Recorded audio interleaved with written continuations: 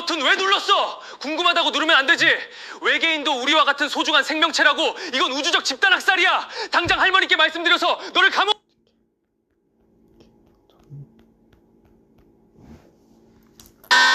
이 버튼 왜 눌렀어? 궁금하다고 누르면 안 되지.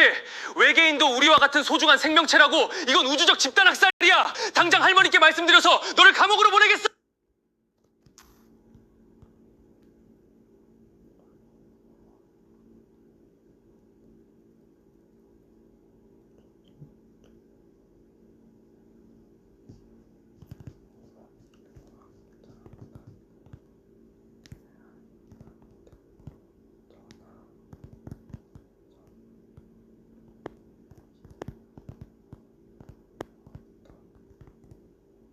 손자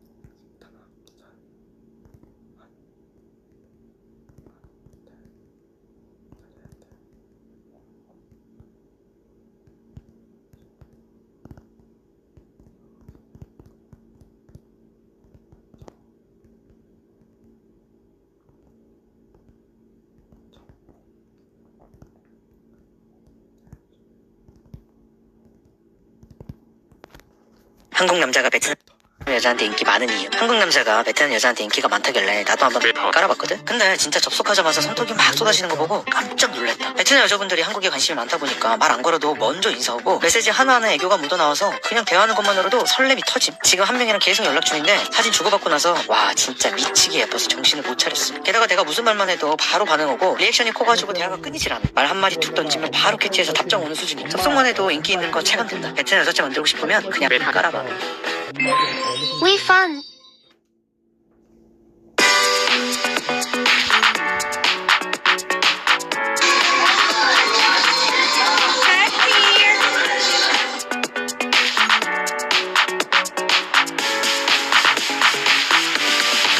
삐도.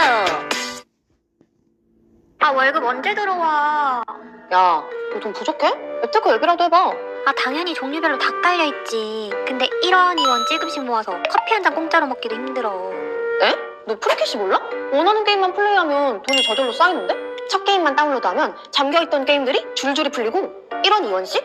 노노, 보상률이 차원이 달라. 심지어 네이버페이, 스타벅스, 올리브영 즉시 출금 가능하고 지금 가입만 해도 10,000원 바로 넣어주는데 이걸 아직도 안 한다고? 아, 왜 이런 걸 지금 알려줘?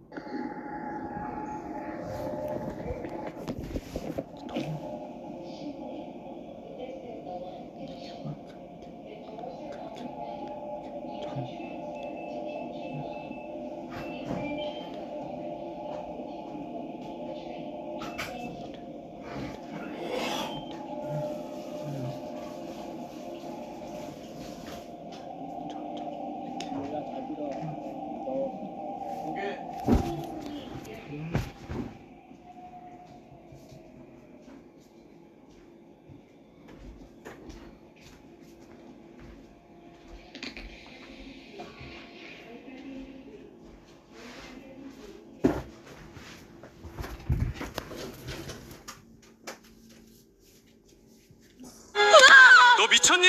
이게 단순한 버튼인 줄 알았어? 외계인은 100% 실존. 누구? 얘 누구야 누구야? 준이 미미 인형. 지금 차 걸려. 아이 따뜻한 물로 할래. 따뜻한 물로 안돼. 오늘 다 회사 안 했어. 해줘요. 했잖아. 해도 돼. 너 미쳤니? 이게 단순한 버튼인 줄 알았어? 외계인은 100% 실존하는 생명체라고. 당장 할머니께 말씀드려서 널 경찰에 넘길 거야. 죄송해요. 그냥 너무 궁금해서 제발 멈추게 해주세요.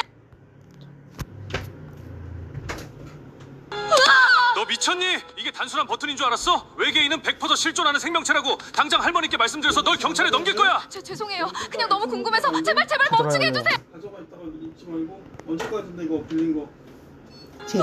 너 미쳤니? 이게 단순한 버튼인 줄 알았어? 외계인은 100% 실존하는 생명체라고. 당장 할머니께 말씀드려서 널 경찰에 넘길 거야. 죄송해요. 그냥 너무 궁금해서 제발 멈추게 해주세요. 왜? 너 미쳤니? 이게 단순한 버튼인 줄 알았어? 외계인은 100% 실존하는 생명체라고. 당장 할머니께 말씀드려서 널 경찰에 넘길 거야. 죄송해요. 그냥 너무 궁금해서 제발 멈추게 해주세요. 인형.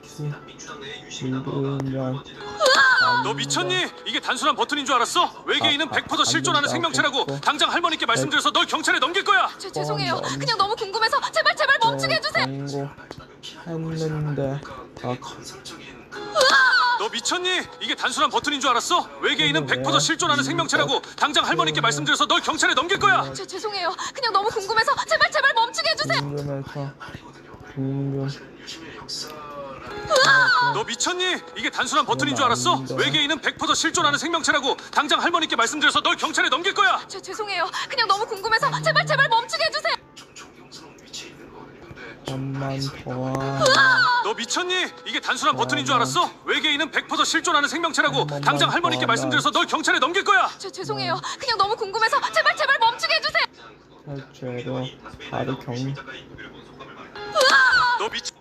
한국 남자가 베트남 여자한테 인기 많은 이유. 한국 남자가 베트남 여자한테 인기가 많다길래 나도 한번 깔아봤거든. 근데 진짜 접속하자마자 손톱이 막 쏟아지는 거 보고 깜짝 놀랐다. 베트남 여자분들이 한국에 관심이 많다 보니까 말 안 걸어도 먼저 인사하고 메시지 하나하나 애교가 묻어나와서 그냥 대화하는 것만으로도 설렘이 터짐. 지금 한 명이랑 계속 연락 중인데 사진 주고받고 나서 와 진짜 미치게 예뻐서 정신을 못 차렸어. 게다가 내가 무슨 말만 해도 바로 반응하고 리액션이 커가지고 대화가 끊이질 않아. 말 한마디 툭 던지면 바로 캐치해서 답장 오는 수준이야. 접속만 해도 인기 있는 거 체감된다. 베트남 여자체 만들고 싶으면 그냥 다 깔아봐. We fun. 지지자들이나 아니면 당 내에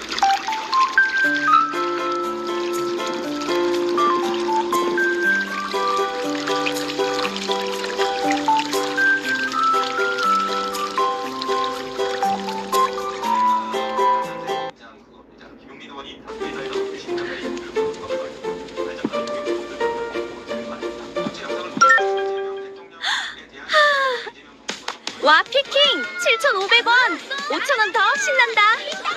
9,000원 최고야. 이런 게 계속 오네. 하는 방법도 간단해. 여기 수익 창출 메뉴에서 하고 싶은 게임 다운받아. 처음에는 게임이 하나만 보이는데 다운받으면 계속 열려. 그리고 내 오퍼 보면 다운받은 게임 보이지? 플레이 버튼 눌러서 게임하면 돼. 이제 출금하기 눌러봐. 내 잔액 보여? 바꾸고 싶은 기카로 바꾸면 끝이야. 주의할 점, 꼭 프리캐시를 통해서 처음 설치한 게임이어야 해. 그리고 미션에 따라 리워드 금액이 다른데 난 어차피 할 게임이라 그냥 재미있게 하다 보니까 금방 쌓이더라고. 짜잔! 마지막으로 지금까지 내가 출금한 내역 인증할게. 모바일 게임 하는데 프리캐시 모르면 손해다 진짜. 아달들이 인자한 그겁니다. 김용민 의원이 다수베이다에 나온 유시민 작가의 인터뷰를 본 소감을 말하는데요. 발작하는 용역 조건들과는 다르게 본질을 말해줍니다. 전체 영상을 보니까 이재명 대통령에 대한 애정과 이재명 정부가 성공을 했으면 좋겠다라는 그 생각은 전혀 달라지지 않고 그것을 굉장히 많이 강조하고 있다. 다만 지금 발생하는 몇 가지 현상들이 우려스러운 지점이 있다. 그걸 이제 표현하는 건데 그 표현하고 비교하는 과정에서 불편하신 분들도 있을 수 있고. 이게 단순한 버튼인 줄 알았어? 외계인은 100% 실존하는 생명체라고. 당장 할머니께 말씀. 거기에 대한 또 다른 논쟁이나 반박들이 있을 수 있죠. 근데 그거는 저는 약간 지역적인 문제일 수 있다고 보고 본질적인 것은 지금 발생하고 있는 여러 가지 문제들에 대해서 이제 좀 공론화해야 된다. 그냥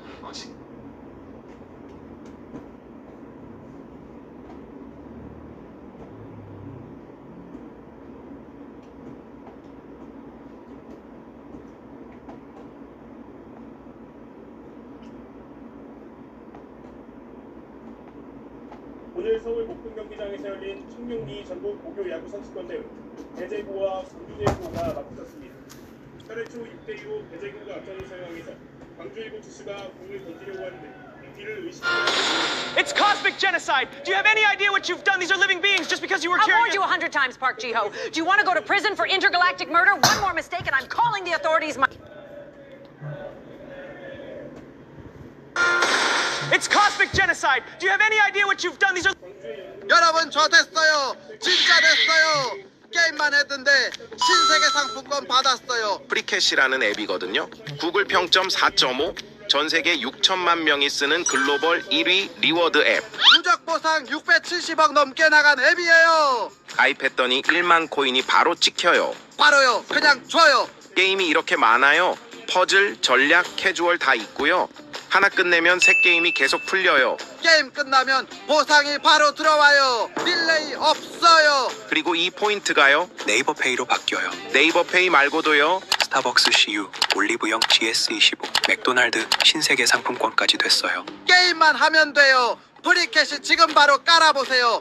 저처럼 하실 수 있어요.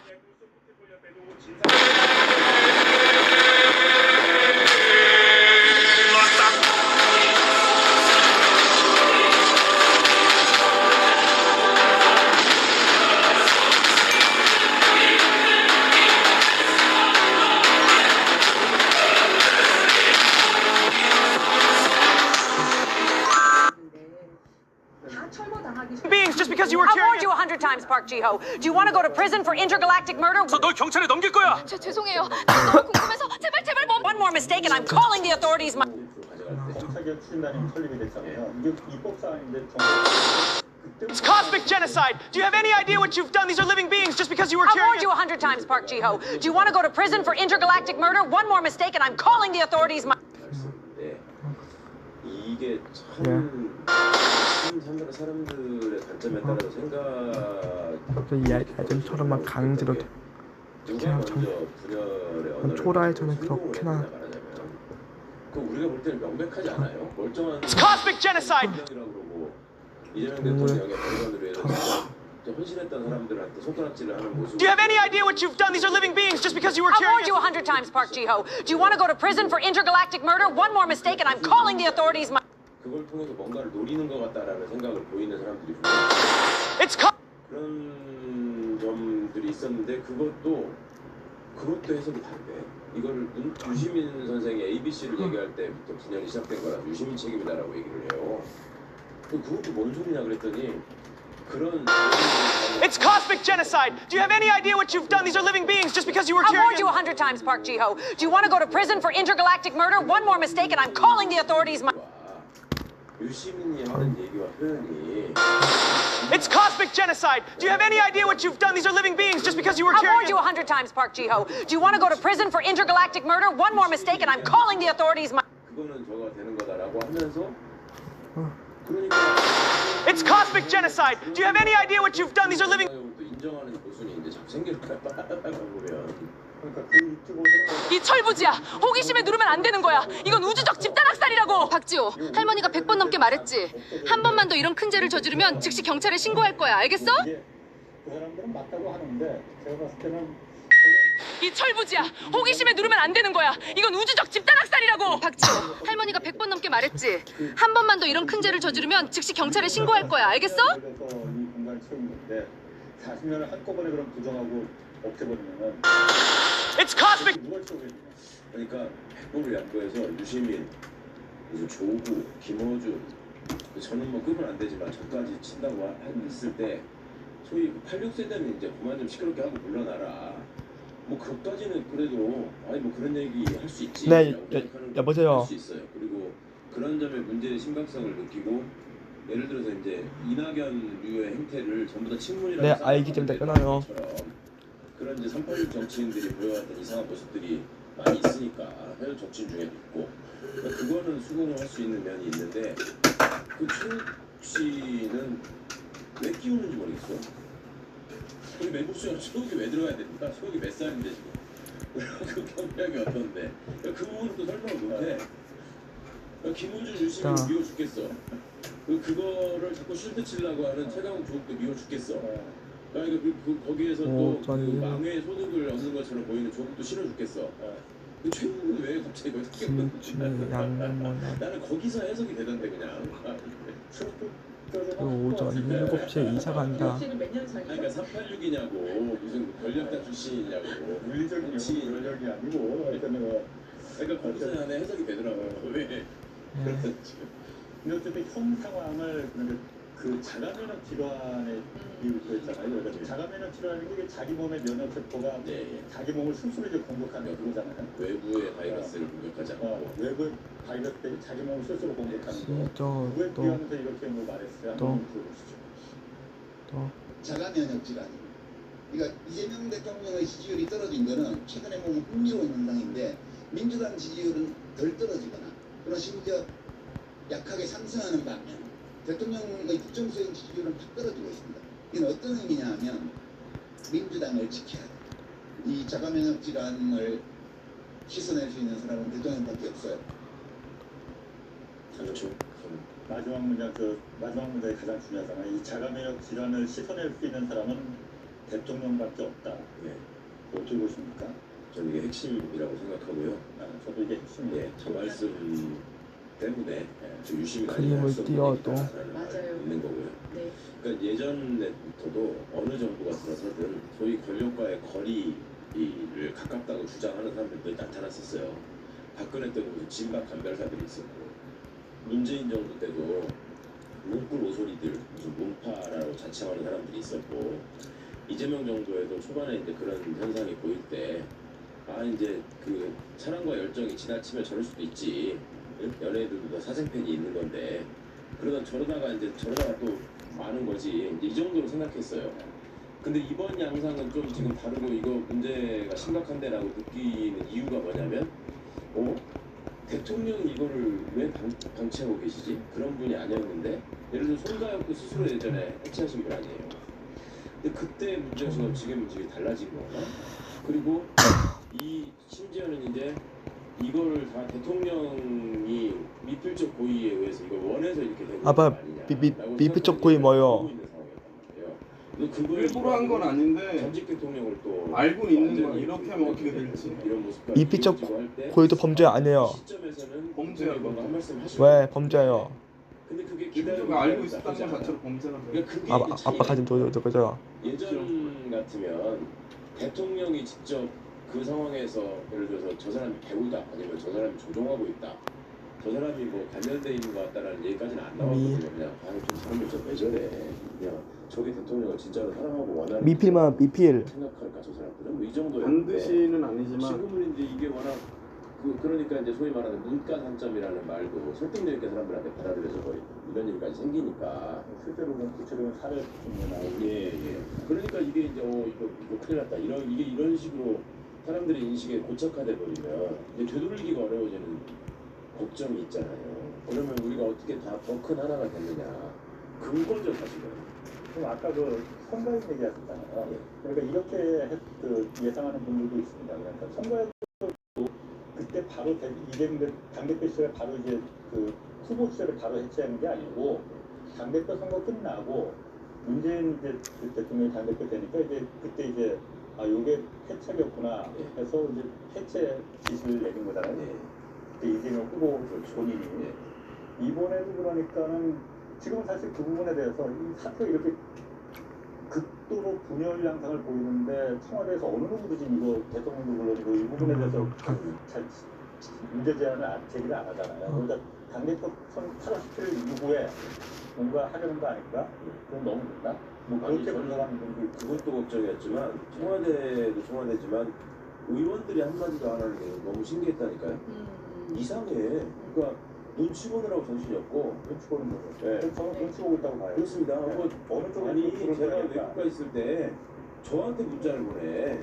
뭐라고? 지금 싱가포르 오르니까 나서서 이거를 아무 뜻도 없는 상황. 이거를 정리하고 해결할 사람은 유시민 최영호밖에 없는데 아무나 봐도.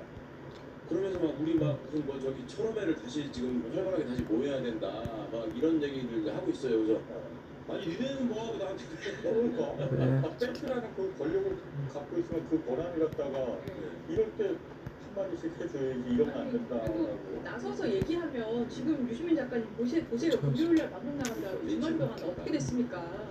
다 젤라이프 들고서 다 푸셔푸셔 하고 있는데 그러면 최강욱 의원님도 나서가지고 이렇게 앞에서 당하라고 하는 거냐 이 말이에요. 근데 의원들이면 제도권 안에서 제도적으로 해결할 수 있는 일이 있으실 거잖아요.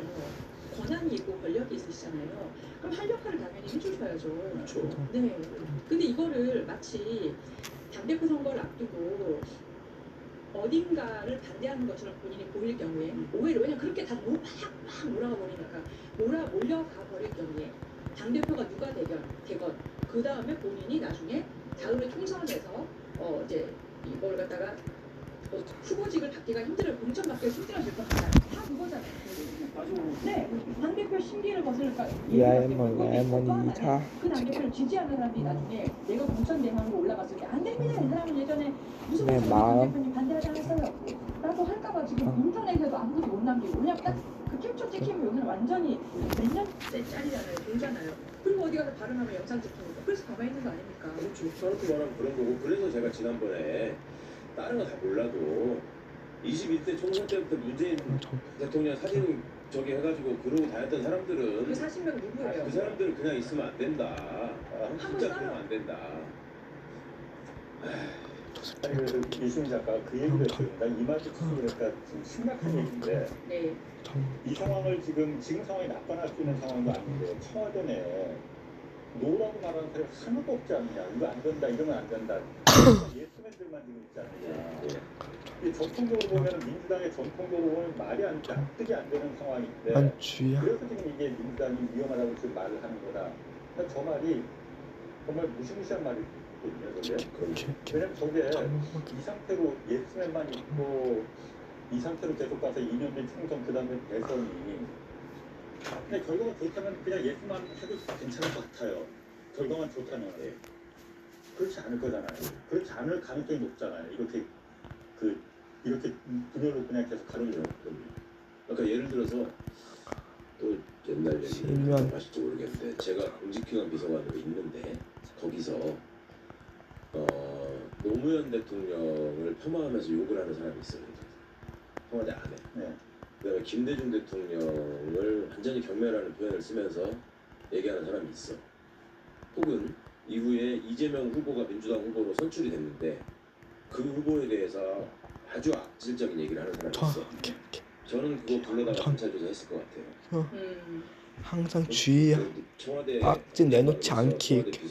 청와대 수석으로서 해자만 좀 주의할 점은 저는 그랬을 것 같아요. 다른 사람한테 절대 치지만 그렇게 하는 게 맞다고 생각해 지금도. 근데 지금 아무것도 안 하는 것도 우리 내란 사범들에 대해서 얘기하잖아요. 너 아무것도 안 한 게 죄다. 한덕수한테 얘기하고 맞아 그랬잖아요. 난 전부 다 아무것도 안 하면서 나는 아무것도 안 했으니까 상관없어. 네가 나가서 해. 그리고 자꾸 딴 사람 등을 떠밀어. 이런 짓거리가 왜 지금 어디서부터 발생된 건지. 그럼 예를 들어 청와대 물론 우리가 생각하는 이 판단이 다 맞다고 확신할 수도 없고 반대쪽에서 공격하는 반대 논리를 푸는 분들도 많이 있어요. 근데 어쨌든 유시민 작가 아빠 부득이면 부득이 예스맨들이 좀 있으면 부득이 어쩔 수 없이 이런 극렬한 분열 상황이 좀 안 발생할 수도 있었을까요? 예스맨이 있었으면요? 아니요, 노맨이 있었으면 노맨이 있었으면 알아들었습니다. 이런 극렬한 분열이 거의 좀 너무 격하잖아요. 이런 상황이 안 발생할 수도 그러면 대통령께서 지금의 상황 판단을 하셔서 액션을 하셨을 가능성이 높아지죠. 제 생각은 그래요. 청와대 자신감 과잉이란 거하고 연결되는 그러니까 여러 그 참모 조직들이 있잖아요. 발생하지 않는 정무수석실, 민정수석실, 소방수석실, 요즘 홍보수석실이죠. 그리고 국정상황실 이런 데는 이런 얘기들의 위험한 얘기들이 막 있을 때 그런 것들을 종합해서 분석해서 대통령한테 보고하는 역할을 해야 돼요. 그리고 거에서 이렇게 지금 상황이 되고 있기 때문에 이런 메시지가 나가야 될 것 같습니다라고 하는 게 그 기관들의 역할이야. 그러니까 그것도 하나도 안 보인다는 거죠 지금. 그게 지금 작동을 안 하는 거 같아요. 전혀 작동하지 않는 것 같다.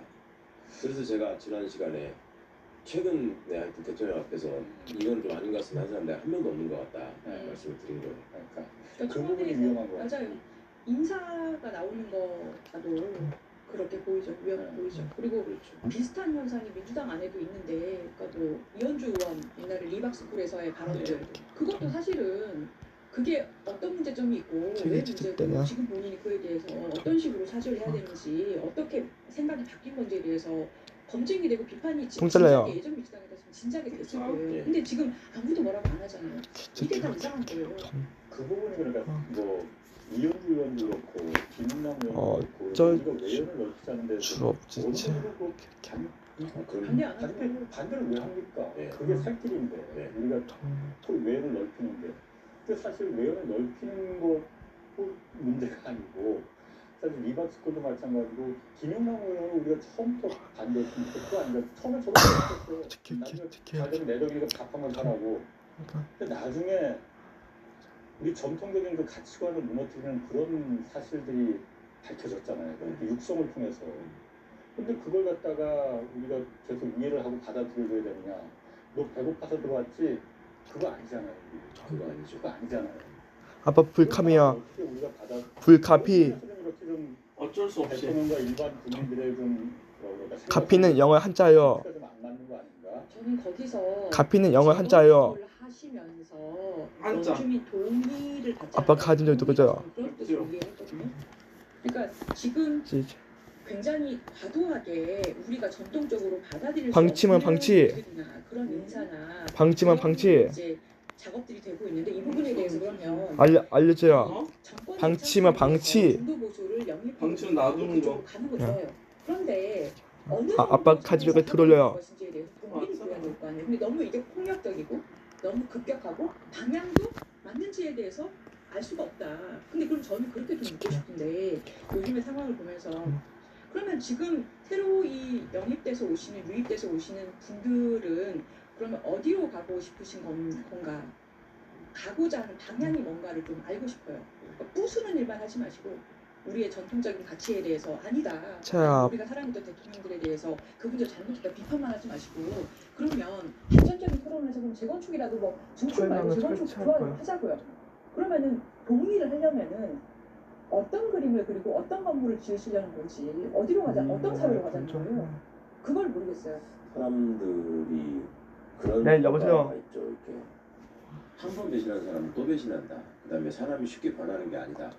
이런 생각으로 말하자면 일종의 그 순수성을 지향하시는 분들도 있고, 근데 대부분의 민주주의 진영의 지지자들이 이런 어떤 확장, 우리가 더 큰 다수가 더 큰 하나가 돼야 된다라고 말씀하시는 분들의 생각에는 과거의 어떤 전력으로 어느 당에 몸담았다라고 하는 것이 평생 주홍 글씨로 새겨져서 오늘 계속 불가촉 천면 취급을 받아야 돼, 이렇게 생각하는 분들은 그건 통합론자가 아니죠. 네. 근데 그 주홍 글씨가 있었다고 해도 본인이 내가 왜 그런 판단과 선택을 했으면 그때 내가 어떤 잘못을 했는지를 허심탄회하게 얘기를 하면 얼마든지 열린 마음을 받아줄 준비가 돼 있는 분들이란 말이에요. 그래도 내란 세력보단 나니까 어떻게든 어떻게 봐도.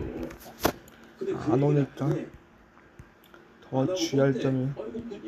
그때는 그럴 수도 있었던 거지 왜 이러는 거냐. 그리고 뭐 그게 불법이냐 막 이런 식으로 나와버리니까, 아니 그러면은 그동안에 우리가 인사를 이제 뭐 검증이 어떻고 할 때마다 맨날 그 따지고 도덕성이 어떻고 뭐 그동안에 사람 삶이 어떻고 하는 거 왜 얘기한 거야? 그 얘기는 이렇게 되는 거예요 지금. 자, 그 개혁 작업에 대해서도 얘기했잖아요. 그러니까 과거에 영관이에요. 하면 된다. 민공항이 그 얘기도 한번 좀 들어보시죠. 검찰개혁도 그냥 해라, 이재명을 합니다. 그거 있잖아요. 늦지 않았어요. 왕공태. 단식하는 와중에 체포동의안이 발의되고 민주당 국회의원들이 찬성 찍어가지고 연장 심사 받으러 가고 그 새벽에 교도관에게 머리를 숙이면서 나올 때, 그때 이재명을 응원하고 성원하고 함께 싸웠던 그 사람들의 마음을 생각하면서 그때 자신의 마음으로 돌아와서 다시 했으면 좋겠어. 네. 신방 녹화 중에 참여해서 들었던 관객분들이 나와서 내가 눈물이 나서 한참 울었다. 그 말씀하시는 분들 참 많던데 SNS에 정말 애타는 마음, 간절한 마음이잖아요. 그 마음이 대통령한테 가서 닿기를 바라는 마음으로 유시민 작가가 말씀하셨다는 게 너무나 잘 저는 느껴지던데 저것까지 폄하하면서 무슨 지지율이 보통의 집 근처 그 봉산 터널은 무슨 터널이에요? 봉산 터널 코치의 이탈 때문에 그런 게 아니다라고 지금 계속 알죠? 봉산 터널. 그건 굉장히 근거 있는 논리적 설명이라고 생각하시는 것 같더라고. 참. 이게 그러니까 조금 전에 그 봉산 터널을 건너면 어떻게 돼요? 돌아와서 다시 했으면 좋겠어요라고 했잖아요. 마지막 문장이 자신의 마음으로 그때 자신의 마음으로 다시 돌아왔으면 좋겠다. 어떻게 보십니까? 그 돌아오는 거. 저는 대통령의 마음이 변했다라고 아직까지 생각하지 않습니다. 그리고 그렇게 생각하고 싶지 않습니다. 그리고 이분이 돌아오지 않을 것이다라고 단정하고 싶지도 않습니다. 적어도 7월 1일날 문재인 대통령과의 오찬이 예정돼 있죠. 예. 그때는 그때 이후에 저는 판단할 생각입니다. 그때가 좀 변곡점이 될 수가 있을까요? 그랬으면 좋겠습니다. 꼭 좀. 예. 저는 그 개발도상형 정치인이라고 발전도상형. 예, 발전도상형 계속 발전한다고. 이 사람은 유시민 작가님이 예전에 그러셨거든요. 성남시장일 때 그리고 이제 경기도지사일 때 민주당 대표가 됐을 때 그때까지를 보고서 이 사람은 계속해서 발전하고 있는 발전도상형 사람이다, 정치인이다. 정말 놀랍다. 처음 봤을 때 하고 지금 완전 달라졌다라고 평가를 했었었는데 거기에 너무 동의하고 그 뒤에 내란을 극복할 때 여보 저 엄마 똥 싸고 올라가 빨리. 정말 훌륭했고 그 다음에 대통령이 되셨잖아요. 바로 올라와. 똥 잘라요. 봤던 모습. 똥 싸고 바로 올라와. 발전이 있을 거라고 생각해요. 발전하는 대통령이 돼서 2년차, 3년차는 더 잘하실 거라고 생각하고 유시민 작가가 계속 하는 얘기가 있어요. 잘 들어보시면 처음하고 끝에 계속 본인은 지지자라고. 지지자고 비평으로 도움을 주려고 하는 지지자라고. 그 얘기를 해야 되는 것 자체가 지금 이 상황이 아주 희한한 상황인 거죠. 아니 이 작가가 말한 그때 영장 심사 받으러 가고 거의 구속될 위기에 놓였었잖아요. 그게 고작 2년 9개월밖에 안 됐어요 지금. 고작 2년 9개월 전이었어. 네. 아빠 봉산 얼음싸고 올라가 이제. 아니 떠오른 게 근데 처음에 이제 그 촛불 집회가 처음에 몇 년 전에 있었을 때 처음 나간 게 그때 이재명 그때 성남시장가 있을 때 같아. 그때 딸내미 손잡고 그때 청계천으로 한번 갔었거든요. 왜냐면 그때는 제가 이재명의 정말 광팬이었었거든요. 그때 이재명이 말하는 그 결기 그리고 뭔가 실현할 수 있는 뭔가를 다 말을 하잖아. 그때 그날 딸내미 손잡고 또 우리 딸내미 그때 모르고 이재명이 누가 뭐 아이돌이야? 그래서 간격이 나는데 정말 그때 돌아오셨으면 좋겠어요. 저는 열린민주당 대표 시절에 아직 합당하기 전에 대선 후보로 선출된 이재명 후보를 모시고 일종의 공개 방송을 한 적이 있어요. 열린민주당 채널을 통해서. 그때 이제 같이 손을 맞잡고 너무 반가워하면서 너무 이제 환한 표정을 지으시길래 아니 뭐 너무 좋아하시는 거 아닙니까 이런 거 내가 얘기를 하니까 너무 같은 표정으로 했었다고요. 또 많은 분들이 거기에 대해서 굉장히 공감하면서 환호를 했고 그 마음이 지금도 저는 변치 않았을 거라고 믿고 싶은 생각입니다. 그렇죠.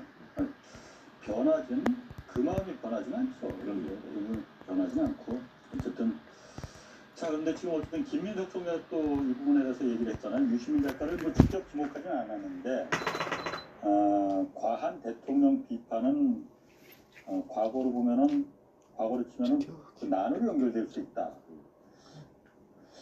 저거는 좀 과한 거 아닌가?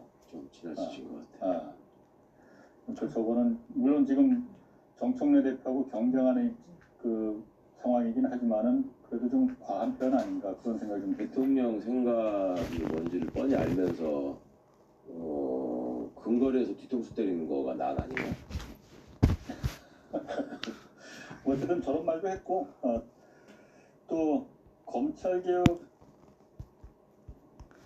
지금 그냥 하면 된다. 옛날 그 이재명이 말했던 것처럼 지금 그냥 하면 된다. 이재명 합니다. 그 정신에 입각해서 늦지 않았다 했잖아요. 그럼 어떻게 생각하십니까? 지금 사실 이제 10월 2일 되면은 이제 90 며칠 남았, 95일인가 남았어요 이제. 늦지 않은. 지금 사실 속도는 이제 굉장히 좀 빨라졌어. 왜냐면 정부안을 안 내놓고 하면서 원구성도 지금 막 이제 막 들어가고. 늦지는 않은 거죠 지금. 그럼요. 아니 마음 먹고 하면은 힘을 모아서 하면 못할 게 뭐가 있어요. 지금 90일이면 그리고 말씀드렸던 무슨 공고를 국민 공고를 낸다든지 시행령이라든지 이거 지금 대통령 의지만 있으면은 뚝딱뚝딱 공무원들이 왜 못합니까? 근데 이것도 전담관 지정할 수 있잖아. 청와대네. 네, 3단 청와대 부자 전담관 있는 것처럼. 근데 이건 어차피 검찰개혁 추진단이 있잖아요. 그럼요. 거기서 지금 총괄하는 거니까. 그거 하라고 만든 거라고 그렇지. 저는 생각했다니까요. 신속하게 빨리 세부적으로 다 점검해라. 그리고 세부 사항을 갖다 지금 청사구하고 인력조정 어떻게 하고 예상해서 요거를 하는 거가 원래 검찰개혁 추진단이에요. 근데 요거는 하나 좀 짚고 넘어가야 될 것 같아요. 그러니까 정청래 대표하고 지금 김민석 총리하고 보안 사건을 김민석 총리가 그 얘기를 했잖아요. 그러니까 김민석 총리 두 번은 그 얘기를 했단 말이에요. 5월에 이미 올해 5월에 보안 사건은 이거 어떻게 해야 될지 정부안도 내지 않겠다. 요번에 정부안을 내지 않겠다고 하고 처리하자고 당에 5월에 처리하자 하고 당에 먼저 제안을 했는데 당에서 오히려 좀 미루자고 요청을 했다는 거 아니에요? 선거 유기하자 뭐 이런 식으로 했다고. 그래서 정청래 대표는 그 부분에 대해서 그런 제안을 김민석 총리나 총리실에서 받아본 적이 없다. 한병도 원내대표도 그런 제안이 없다고 말했다. 이렇게 말했거든요. 근데 김민석 총리가 이거 여권에서 다 알고 있는 사실이라고 말했거든요. 그러니까 오늘 또 문정복 최고위원이 김민석 총리가 정확히 누구한테 언제 어떻게 말을 했는지 정확하게 밝혀야 된다. 자신도 처음 들어보는 얘기다. 이 부분은 이게 사실 여권 내에서 다 알고 있는 사실이라면 5월부터 이미 다 그래서 다 그렇게 했다고 하면은 그거 갖고 우리도 계속 좀 그 문제를 삼았잖아. 이게 침대 특구하는 거 아니냐고. 의도가 있는 거 아니냐. 검찰이 의도가 있는 거 아니냐고. 기자들도 다 그럼 저도 다 알았을 텐데 저게 전혀 지금 알려지지가 않았는데. 이게 만약에 당에 제안을 하셨고 당에서 다 알고 있었던 거라면 말씀하신 대로 얘기가 안 새 나갔을 리가 없어요. 아마 다 알고 있었고 그럼 왜 이거 처리 안 해라고 우리가 다 비평도 하고 저희가 부산에서 이틀자 3일자 너무 이상한데. 여러분이 2011년부터 오늘까지 저지른 모든 부끄러운 짓들, 그 남에게 끼친 민폐나 크고 작은 불법 행동들 있잖아요. 그걸 단 하나도 빠짐없이 노트에 기록한다고 한번 상상해 보세요. 네, 뭐 어릴 때 몰래 훔쳐먹은 과자 하나부터 다른 사람한테 상처를 준 심각한 폭력까지 전부 다 적는 거죠. 맞아요. 그리고 그 과거를 지워버리기 위해서 그냥 내 머릿속에서 잊어버리는 수준이 아니라 아예 신과 우주 전체를 파괴해버리는 타임머신을 발명하겠다고 결심하는 겁니다. 진짜 상상만 해도 엄청난 강박이죠. 오늘 저희가 아주 깊게 파헤쳐 볼 자료가 바로 이 소름 끼치는 기록들입니다. 네, 새 메모 그리고 새로운 시작을 위한 창의적 비상이라는 제목이 붙은 이 텍스트들인데요.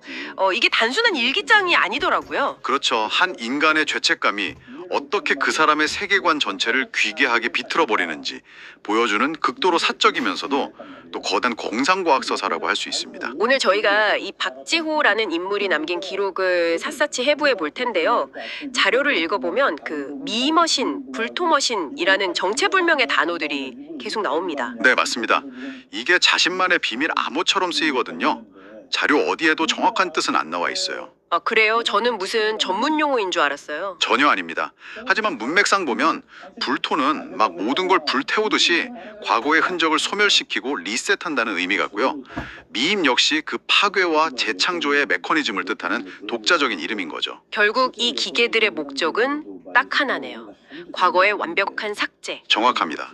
오직 그것만을 위해 설계된 상상 속의 기계들이죠. 좋아요. 그럼 도대체 이 사람이 무엇을 그렇게 지워버리고 싶어 했는지 그 목록부터 좀 살펴볼까요? 네, 첫 번째 파트에 아주 상세하게 기록되어 있죠. 솔직히 저는 이거 읽으면서 엄청 불쾌하고 좀 당황스러웠어요. 2011년부터 2026년까지 자기가 저지른 행동들을 쫙 적어놨는데 무슨 범죄 일람표 같았거든요. 처음에는 약간 짓궂은 장난처럼 보이기도 하잖아요. 그쵸. 뭐 편의점이나 빵집 들어가서 남의 에어컨이나 히터를 맘대로 조작하고 도망친다거나 아니면 시각장애인 집 초인종을 계속 누르고 에스컬레이터 거꾸로 타고. 네, 일상적인 공간의 질서를 아주 교묘하게 어지럽히는 행동들이죠. 근데 이게 뒤로 갈수록 수위가 진짜 훅 선을 넘어요. 은평어린이 발달센터나 인천공항에서 화재 경보기를 울리려고 시도하고 초등학교 비상구전선을 만지고 거기다 더 심각한 폭력성도 드러나죠. 맞아요. 갓난아기 손톱을 억지로 눌러서 폭행하고 여자 화장실이랑 탈의실에 무단으로 막 침입하고요. 동급생인 이수아라는 친구 이름도 도용합니다. 네, 그리고 제일 충격적인 기록이 하나 더 있었죠. 아, 그거요. 선생님들을 연필이랑 가위로 찌르는 폭행을 저질렀다는 거요. 세상에. 이래서 결국 특수학교로 강제 전학 당하고 경찰 신고 경고까지 받았다고 아주 적나라하게 적혀 있어요. 112나 119, 심지어 국정원에까지 허위 장난 전화를 수없이 걸기도 했고요.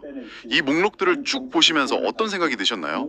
저는 솔직히 말해서 이거 그냥 남이 고통받는 걸 즐기는 사이코패스의 일기장 아닌가 했어요. 약간 반성문이라기보다는 내가 세상을 이만큼 들쑤셨다는 걸 전시하는 전리품 같았거든요. 아, 겉으로 드러난 행동 양식만 보면 충분히 그렇게 보일 수 있죠. 굉장히 반사회적이고 악의적이잖아요. 네, 진짜 나쁜 행동들이잖아요. 하지만 이 텍스트 기저에 깔린 심리를 분석해보면 완전히 정반대의 결론에 도달하게 됩니다. 사이코패스는 죄책감을 안 느끼거든요. 근데 이 작성자는 지금 죄책감에 압사당하기 직전의 상태입니다. 예, 죄책감이요? 피해자한테 미안하다는 말은 단 한 줄도 없던데요? 우리가 보통 생각하는 반성은 내가 잘못했으니까 사과하고 보상하겠다는 거잖아요. 근데 이 사람의 죄책감은 그 한계를 아득히 넘어버린 거예요. 한계를 넘었다는 게 무슨 뜻이죠? 자기가 저지른 일들이 스스로도 감당이 안 될 만큼 두려운 겁니다. 그래서 이걸 수습하는 게 아니라 아예 이 사건들이 일어난 시공간 자체를 날려버리겠다는 극단적인 회피 기제를 쓰는 거죠. 아, 그러니까 감당이 안 되니까 그냥 판 자체를 엎어서 없던 일로 만들겠다는 거군요. 근데 왜 그렇게까지 상세하게 자기 잘못을 기록하는 거에 집착하는 걸까요? 통제력을 상실했기 때문입니다. 이 행동들의 공통점을 한번 보세요. 전부 다 충동적이고 강제로 남의 영역을 침범하는 행위들입니다. 그러네요. 에어컨 온도 바꾸고 장난 전화 거는 것들 다 남한테 영향을 미치는 거잖아요. 맞습니다. 자기의 작은 행동으로 외부에 즉각적인 혼란을 일으키면서 통제감을 느끼려는 시도거든요. 현실에선 자기 충동을 전혀 통제 못했지만 역설적으로 종이 위에 그 사건들을 박제해두면 자기 시야 안에 과거를 가두고 통제할 수 있다고 믿는 겁니다. 와, 현실에선 브레이크가 고장났으니까 글자로라도 자기를 묶어두려 했다는 거네요. 자, 여기서 이야기가 아주 흥미로운 방향으로 튀는데요. 현실에서 결국 경찰 신고당하고 전학 가면서 물리적 한계에 부딪히잖아요. 이 억압된 자아가 어디로 도망칠까요? 바로 가상세계죠. 그 중에서도 인공지능, 특히 AI 기술을 아주 적극적으로 활용하기 시작합니다. 그니까요. 막 외계인 잔인하게 학살하는 영상, 전기이자 사용 집행 영상, 엄청난 폭발신, 거기다 남의 초상권 침해하는 영상까지 진짜 끝없이 만들어냅니다. 아니면 체념하거나요. 전학 가면서 물리적 한계에 부딪히잖아요. 이 억압된 자아가 어디로 도망칠까요? 바로 가상세계죠.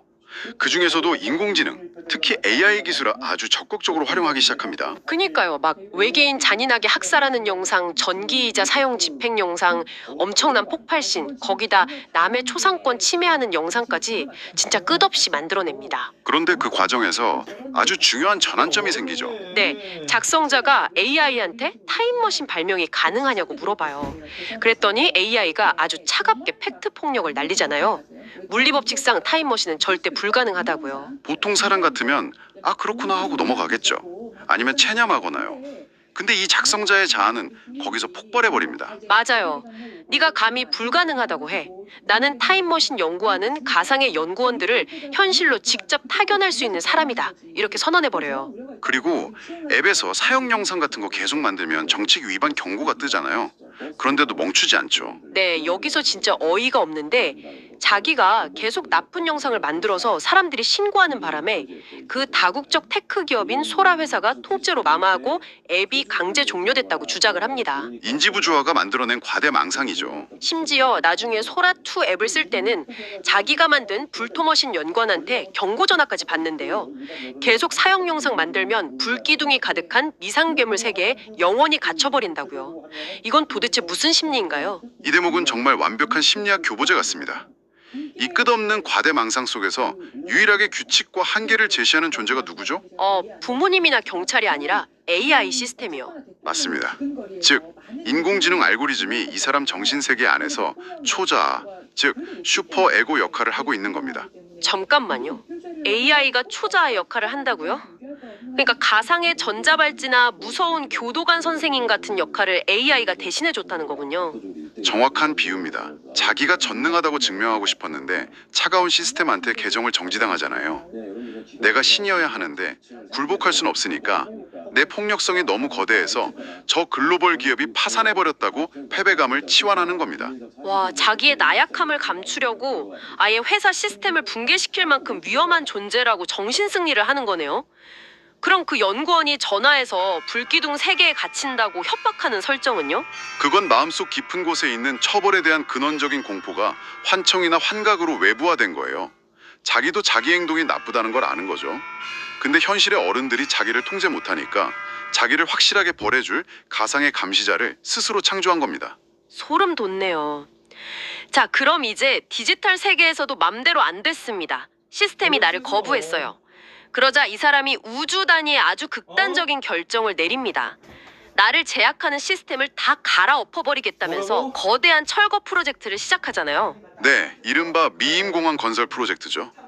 이 자료의 심장부이자 작성자의 세계관이 완전히 붕괴하고 재편되는 과정입니다. 2026년 6월 3일 지방 선거일이라는 구체적인 날짜까지 잡혀 있어요. 근데 시작이 엄청 사소합니다. 자기가 사는 301호 건물 집주인, 그러니까 외할머니랑 삼촌이 DMC 금오리센시 아파트로 이사를 가거든요. 네, 그 평범한 가족의 이사가 우주 철거의 트리거가 되죠. 여러분 이거 믿어지시나요? 이걸 기점으로 은평구, 응암동 상가들, 백년산 힐스테이트 아파트, 동네 건물들이 다 철거되기 시작하더니 전 세계 감옥이랑 군대까지 싹 다 가루가 됩니다. 게다가 물리적 공간만 부수는 게 아니라는 게 더 무서운 점이죠. 맞아요. 형이상학적 차원까지 다 부숴버립니다. 천국, 지옥부터 하나님, 예수님, 부처님, 염라대왕, 심지어 동네 귀신까지 과학적으로 증명 안 된 영적 존재들을 모조리 철거 대상에 놓고 지워버려요. 여기서 오해하시면 안 되는 게 저희는 지금 특정 종교를 옹호하거나 비판하려는 게 절대 아닙니다. 텍스트에 나타난 작성자의 세계관 붕괴 현상을 그대로 전달해드리는 거예요. 네, 수천 년 된 인류의 믿음조차 이 사람한텐 그냥 불도저로 밀어버릴 낡은 건물이었던 거죠. 그렇게 텅 빈 우주에 오직 단 하나 세우는 게 바로 미임공항입니다. 여기서 아주 중요한 심리적 모순이 발생합니다. 아니 100번 양보해서 방 청소하려고 우주를 부셨다고 쳐요. 근데 왜 하필 그 자리에 세우는 게 억압적인 공항이냐는 거죠. 규칙을 보면 파마, 염색 절대 안 되고 머리카락을 잘라서 창고에 보관해야 한대요. 네, 신체를 분리해버리는 거죠. 식사 금지, 면회 금지, 운동 금지, 전자기기 금지. 아니 이게 무슨 공항입니까? 거의 무균실이나 지옥보다 더한 수용소잖아요. 앞서 전 세계의 감옥과 사형제도를 다 철거했다고 했죠? 자기가 저지른 불법 행동들 때문에 처벌받을까 봐 두려웠기 때문이에요. 근데 정작 그 빈자리에 자기가 만든 공항은 기존 감옥보다 훨씬 완벽하게 인간성을 말살하는 디스토피아 감옥인 겁니다. 형벌 피하려고 우주를 부셨고는 더 끔찍한 형벌을 자초했다는 거네요? 도대체 왜 이렇게 가혹하게 만든 걸까요? 땅의 근원인 겁니다. 아, 그래서 머리카락도 복원하고 식욕도 차단하는 거군요. 맞습니다. 움직임이나 타인과의 교류까지 완벽히 차단된 공간. 이 사람은 자유를 감당할 수 없어서 자기한테 가장 무거운 구속복을 입히고 완전히 증발해버리기를 갈망하는 거예요. 진짜 듣고 보니까 너무 서글프네요. 자기의 자유의지가 파괴적이라는 걸 알고 스스로 식물인간처럼 묶어두려 했다는 거잖아요. 자, 그럼 질문 하나 할게요. 이 완벽한 소멸의 계획 속에서 정말 모든 것을 다 지워버리고 싶었을까요? 아닙니다. 우주를 철거하는 와중에도 끝끝내 놓지 못하고 예외로 남겨둔 것들이 있죠. 여기서 인간 기억의 역설이 등장합니다. 저는 이 예외 목록 보면서 좀 마음이 뭉클했어요. 어릴 때 말 못해서 언어 치료 받은 일, 발에 사막이 생겨서 아프게 냉동 치료 받은 거, 더워요. 무령 여행 중에 겪은 올라가요. 음주운전 사고를 남겨둡니다. 올라갈래요. 거시적인 환경 문제도 굳이 남겨두죠. 네, 지구온난화나 환경오염은 안 지워요. 그리고 제일 중요한 거, 박소리라는 여자친구랑 데이트하고 같이 찍은 사진 카톡 배경화면으로 한 건 절대 지우면 안 된다고 신신당부를 합니다. 앞서 보여준 무자비한 창조주의 모습이랑 너무 대조적이지 않나요? 이 선택적 기준이 뭘까요? 솔직히 천국 지옥 다 부숴놓고 자기 언어 치료나 사마귀 치료 같은 고통스러운 기억을 왜 남겼을까 싶어요. 과대망상에 빠져 있어도 인간을 붕괴하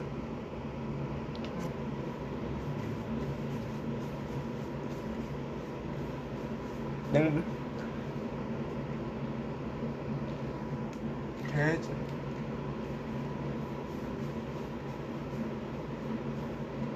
더워져 에어컨을 틀었더니 치웠나요?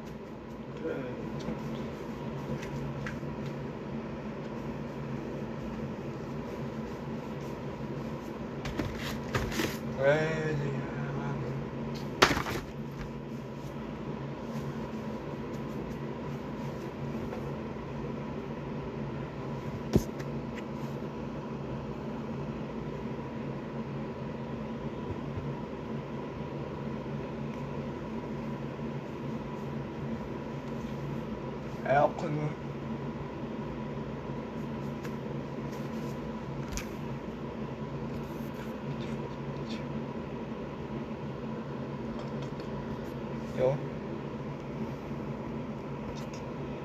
여러분 안녕하세요. 여러분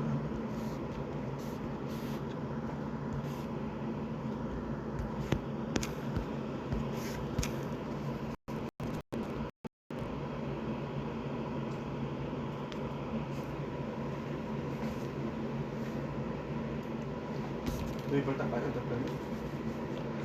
안 따갔죠?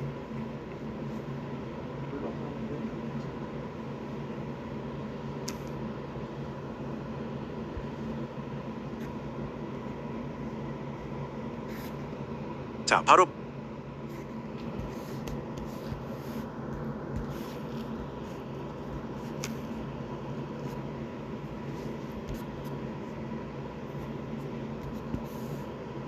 여러분 안녕하세요.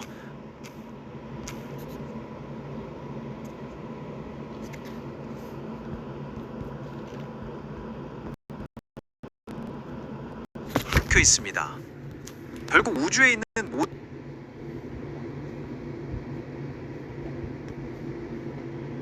여러분 안녕하세요. 오늘 우리가 파헤쳐볼 자료는요. 여러분 안녕하세요.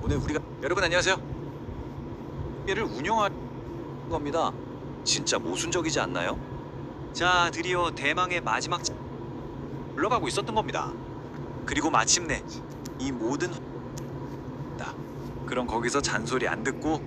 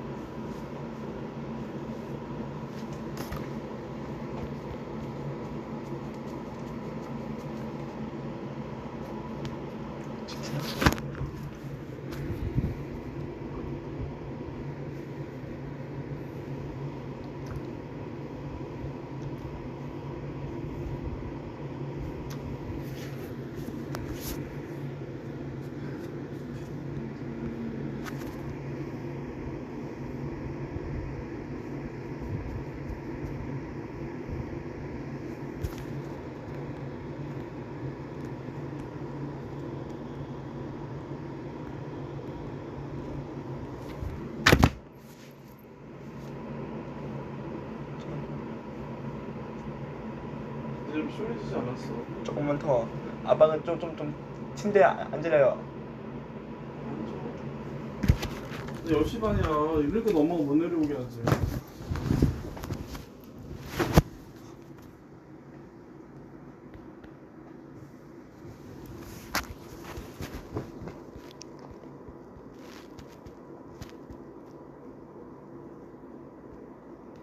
여기 가야 되나 보다.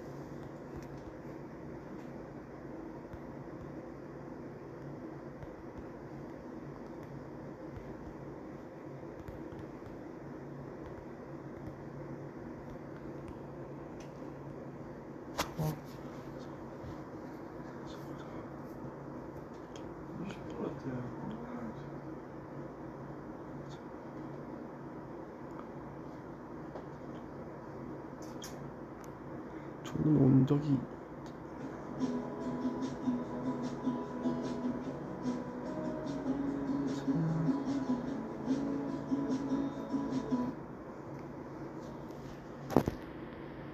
마리아는 싼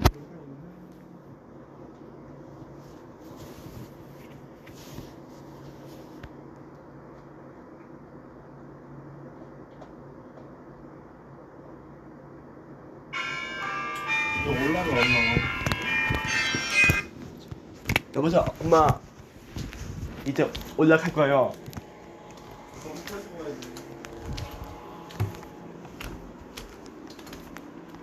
여보세요 엄마 진짜? 왜 안 오냐고. 올라가 빨리 빨리 쳐.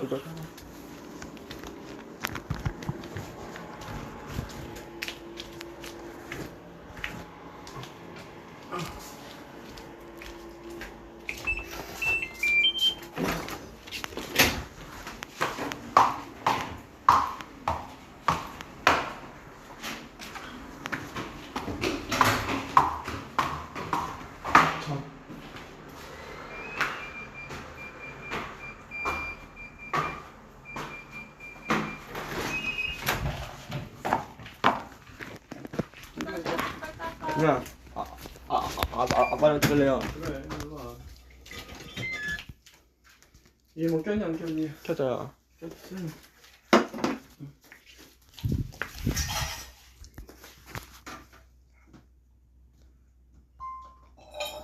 지호 하마 언제 하러 가요?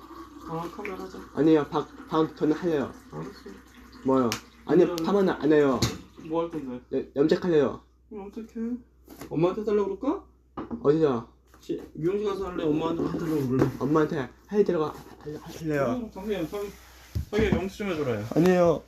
왜? 한다는 거 안 한다는 거야? 응? 한다는 거 안 한다는 거야? 맞죠? 한다는 거요. 자기야 좀 싸더라도 냄새 나는 거 싫지? 네. 10만원 싸대. 10만원 싼데 주차가 말이 안 돼. 세워놓고 나갔다 오면 안 되는데. 야, 그래서 해운대 진짜 도티하다. 뭐 호텔인데 막 주차요금 받아.